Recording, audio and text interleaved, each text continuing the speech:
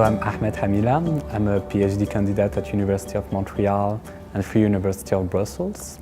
And I work on the Europeanization of asylum policies related to sexual orientation and gender identity. So basically, I'm looking at how EU member states transpose and implement asylum policies related to sexual orientation and gender identity. I'm focusing on three particular cases: France, the UK, and Belgium. So basically, there is this EU asylum policies.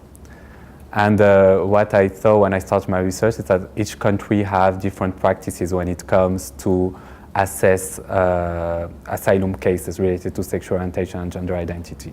So when I started my research, I wanted to understand why these different EU member states that are bounded by the same European policies, why do they have different practices when it comes to assess asylum cases related to sexual orientation and gender identity.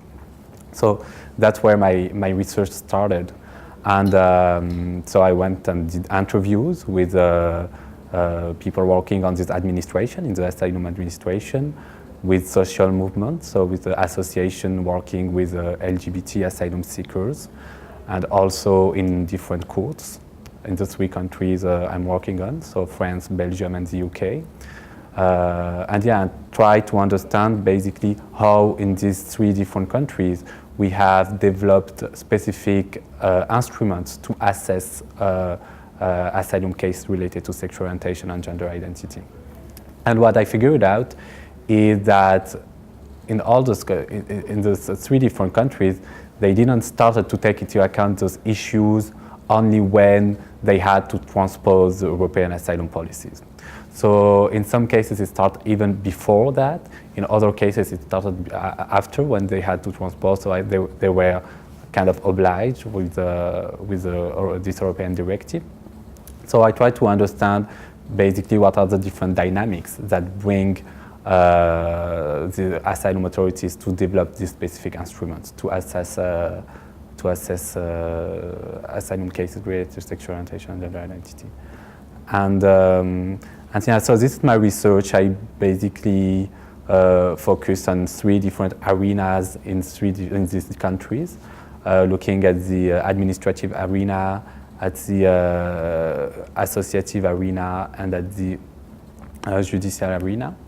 And I look on these three different arenas in each country, when, why, and how this issue emerged, and then how these three different arenas interact together to make instruments, to make this instrument emerge to assess asylum cases related to sexual orientation and gender identity. And so the reality is complex. So if you want to analyze it, you need to have a complex framework. And that's why I'm building on different also literatures, political science, but also sociology and law. So I'm really looking at what kind of literature can help me to understand these complexities that you see in real life, basically.